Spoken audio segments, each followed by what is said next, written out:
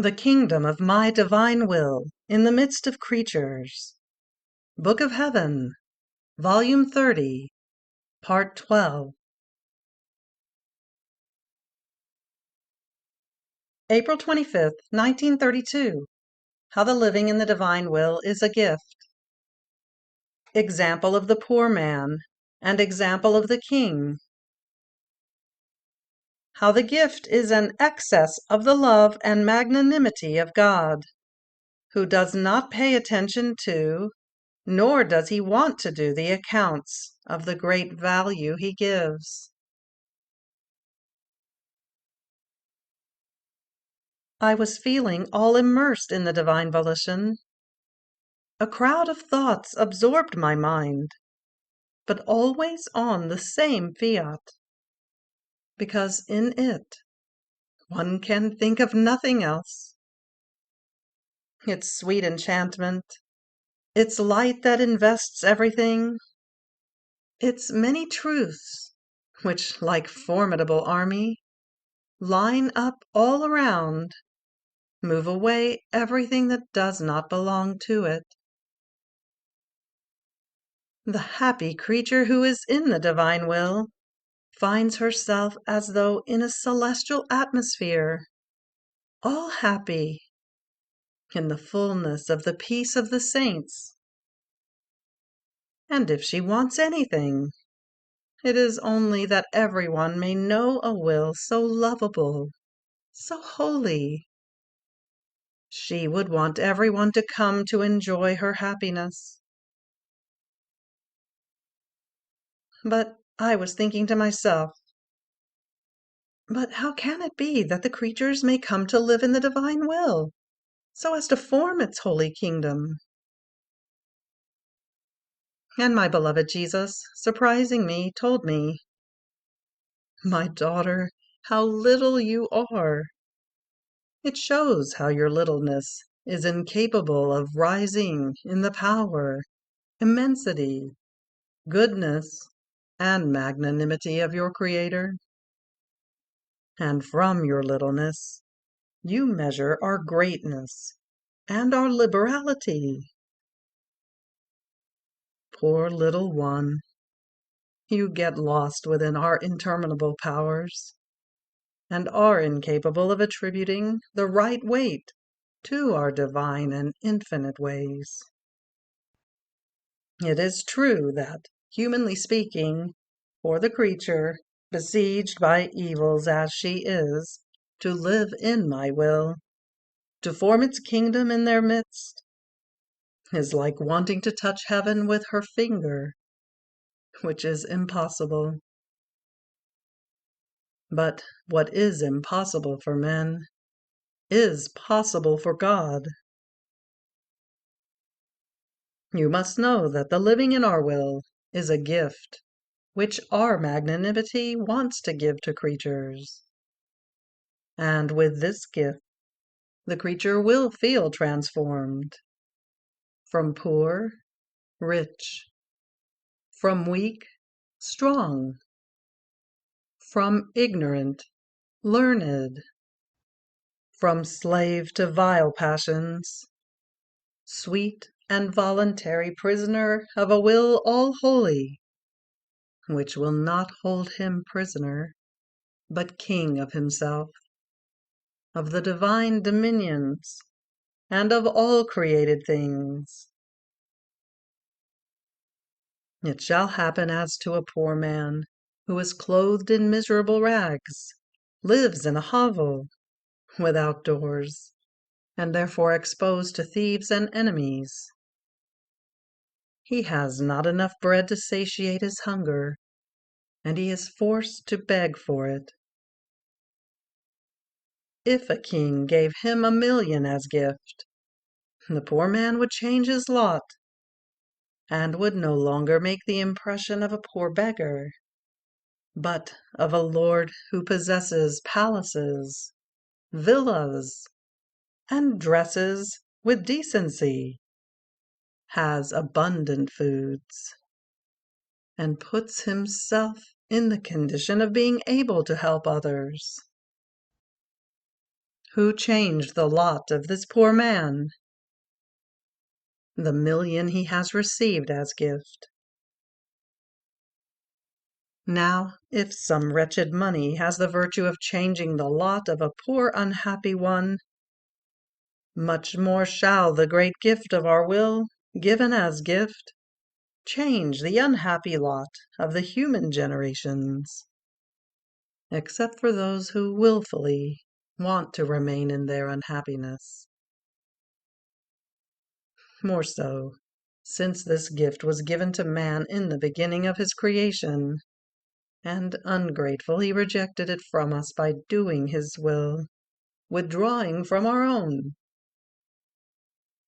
Now, those who dispose themselves to do our will prepare the place, the decency, the nobility in which to be able to put this gift, so great and infinite.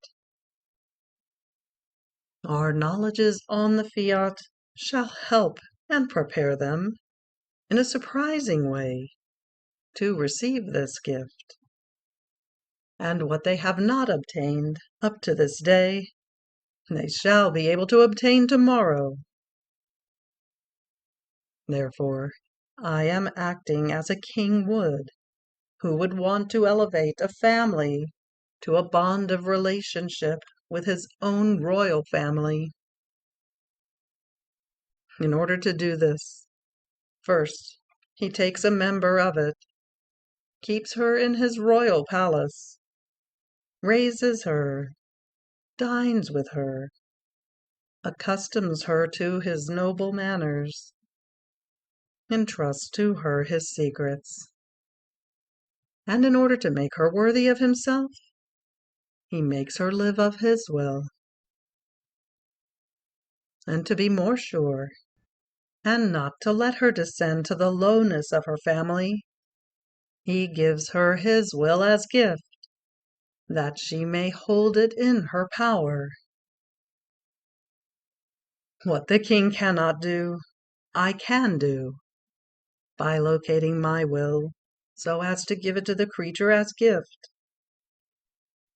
So the king keeps his eyes fixed upon her, keeps embellishing her continuously, clothes her with precious and beautiful clothes, in such a way that he feels enamored, and unable to wait any longer, he binds her to himself with the lasting bond of marriage, in a way that one becomes gift for the other.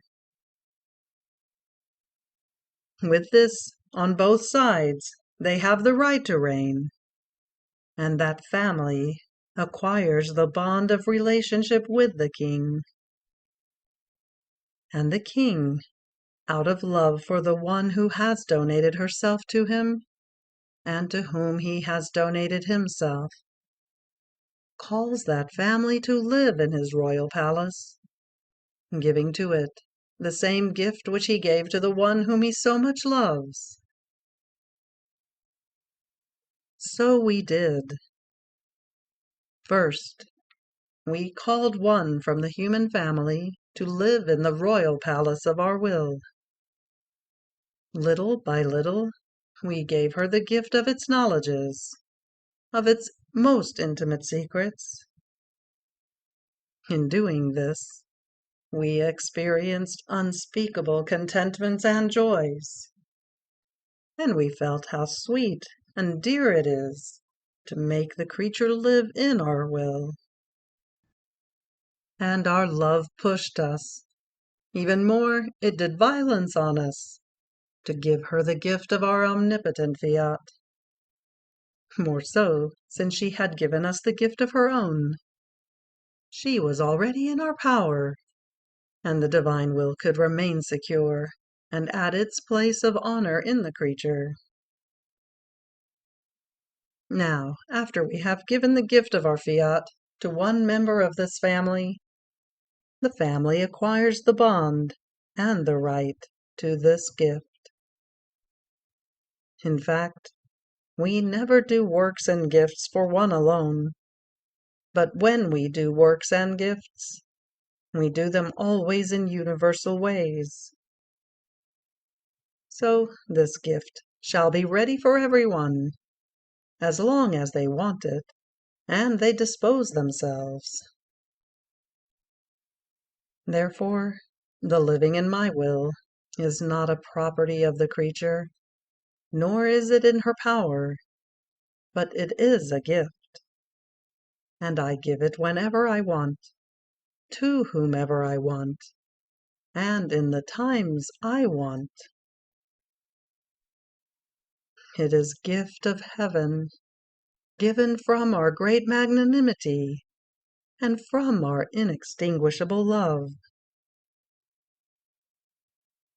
Now, with this gift, the human family shall feel so bound to its Creator as to no longer feel far away from Him, but so close, as if it were from His own family, and live together in His royal palace. With this gift, it shall feel so rich as to no longer feel the miseries, the weaknesses, the tumulting passions. Everything shall be strength, peace, abundance of grace. And recognizing the gift, she shall say, "In the house of my celestial Father, I want for nothing. I have everything at my disposal, always by virtue of the gift I have received." We give gifts always by effect of our great love and of our highest magnanimity. If it were not so, or if we wanted to pay attention to whether the creature deserves it or not, whether she has made sacrifices, it would no longer be a gift then, but a remuneration, and our gift would become as though a right and a slave of the creature, while we and our gifts are slaves to no one. In fact, man did not exist yet, and before he was, we already created the heavens, the sun, the wind, the sea, the flowery earth, and everything else, to give them to man as gift.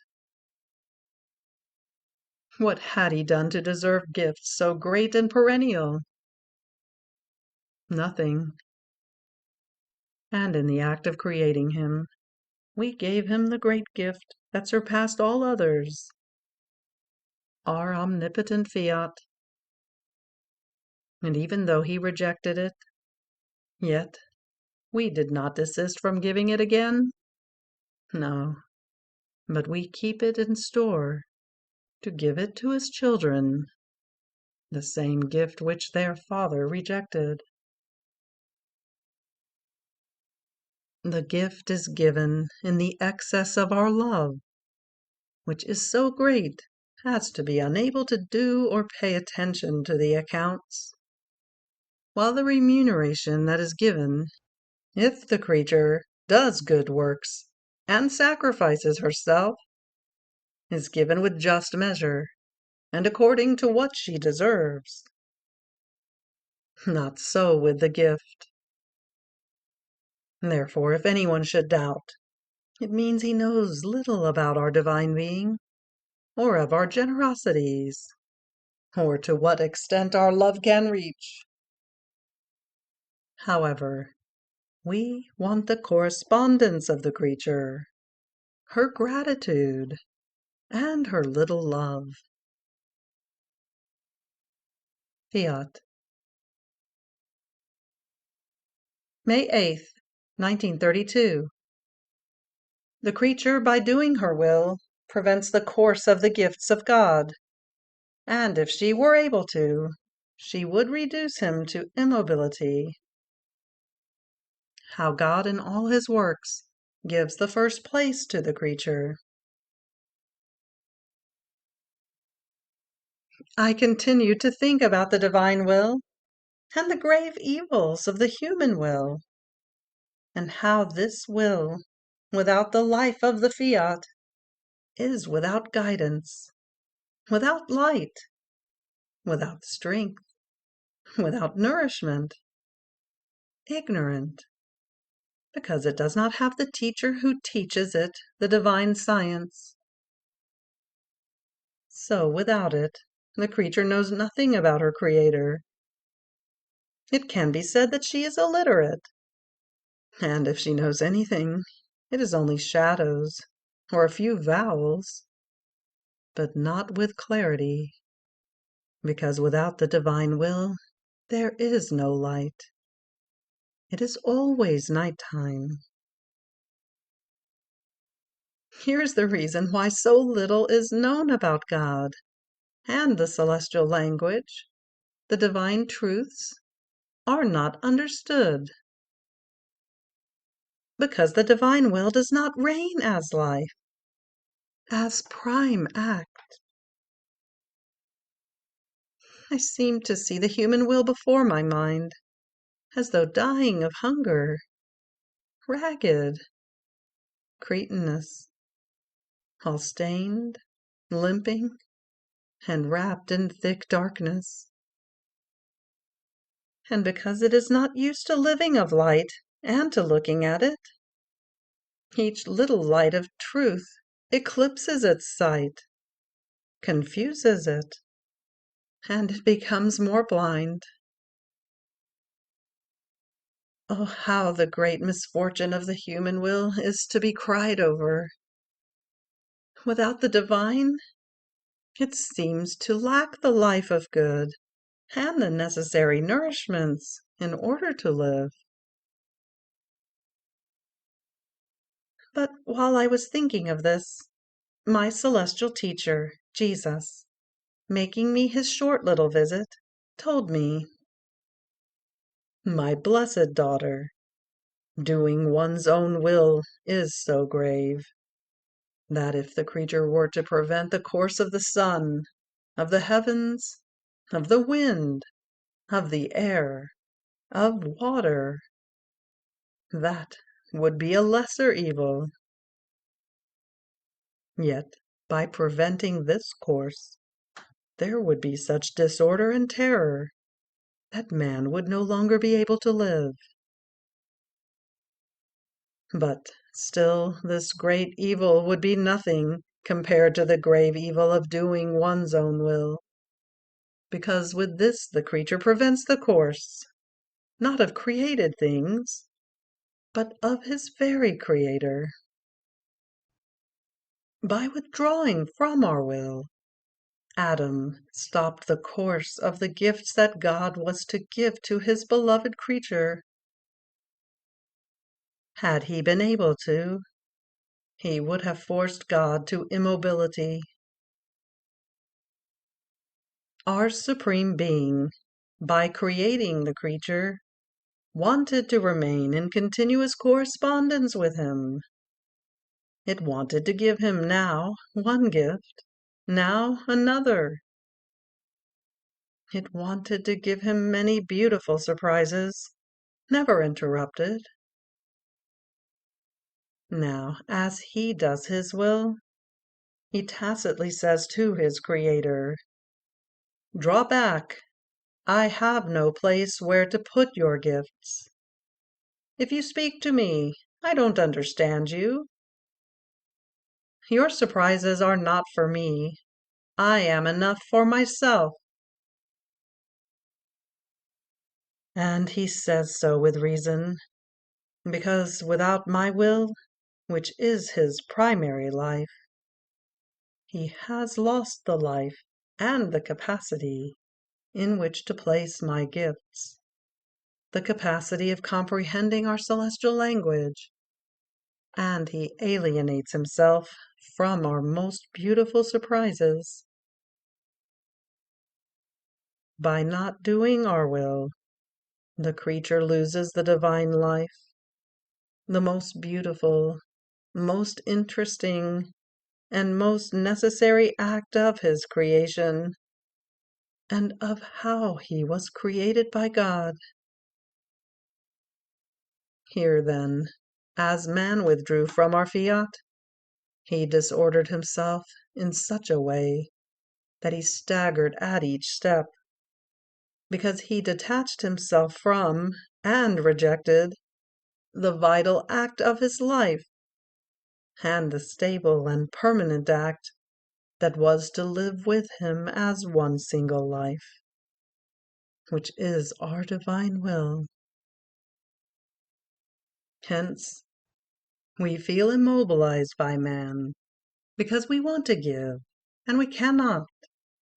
We want to speak, and he does not understand us. And as though from afar, we make our sorrowful laments heard, by saying to him, "O man, stop it. Call back into yourself that divine will which you rejected. It does not look at your evils, and if you call it, it is ready to take possession of you, and to form in you its kingdom of dominion, of peace, of happiness, of glory, of victory, for me and for you. Oh, please, do not want to be a slave any longer, or live in the maze of your evils and miseries. I did not create you so. I created you king of yourself, king of everything. Therefore, call my will as life, and it shall make you know your nobility and the height of your place in which you were put by God. Oh, how happy you will be, and will make your Creator happy."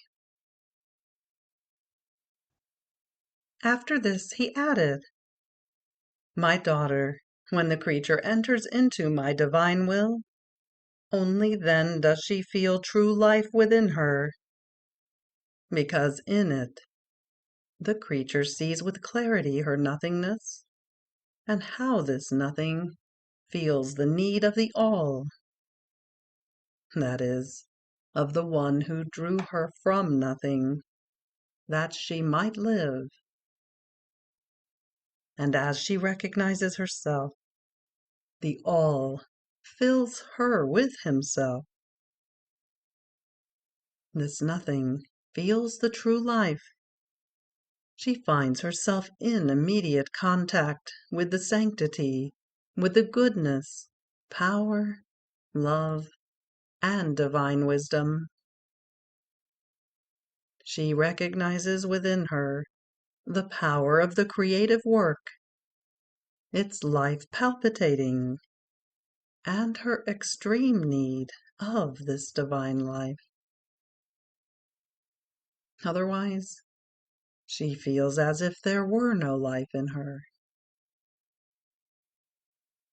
It is my will alone that makes the creature recognize her true nothingness, and it keeps blowing continuously over this nothing in order to maintain the divine life always lit in her, to make her grow as a work worthy of our creative hands. On the other hand, without our will, the creature feels as if she were something, and the All remains outside of the nothing.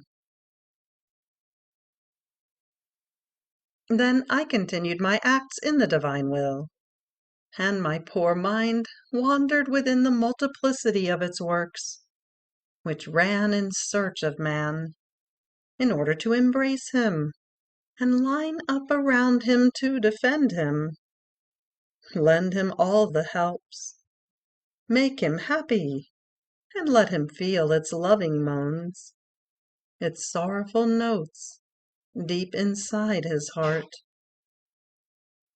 Because while the divine Fiat, in everything it does, looks for man, wants to find him and love him, he does not look for it in his acts. He does not surround it, nor does he let it hear his loving notes or his sweet moans.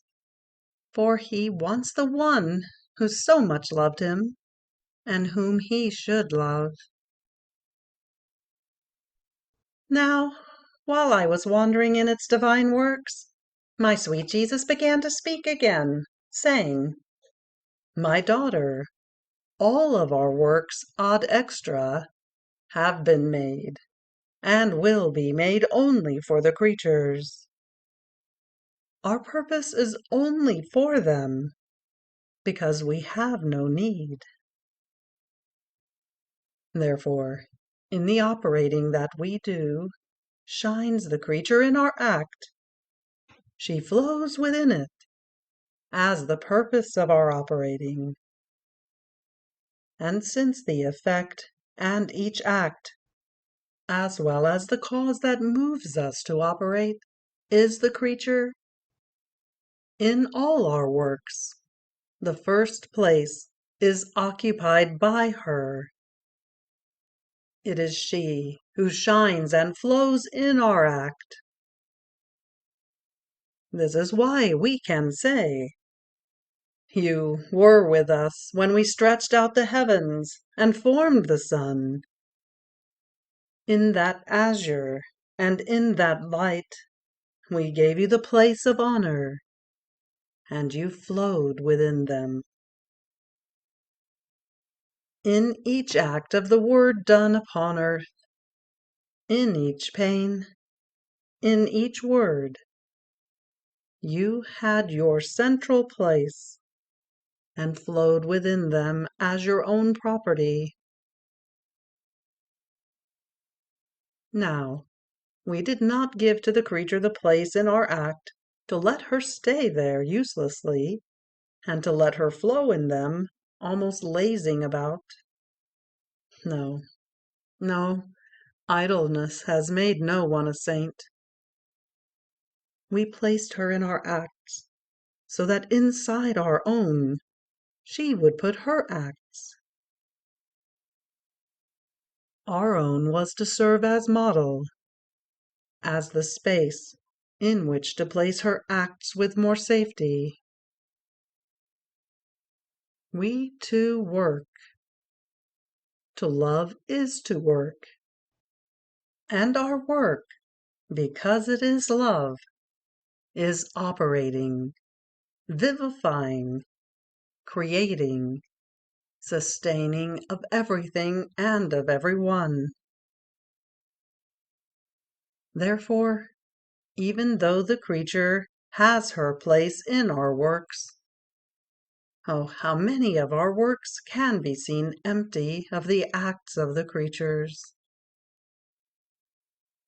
Even more, she does not even know them, and she lives as if we had given her nothing. So our works have a sorrow, and they incessantly seek the one who, while she has her place, does not make use of it, nor does she work with her love together with the work of her Creator. Yet the centuries shall not end until our works obtain the purpose for which they were made. That is, the creatures operating inside of them as the center of their acts. And these shall be the ones who will make the divine will reign as life in their souls. Fiat. You have reached the end of the Book of Heaven, Volume 30, Part 12. Fiat.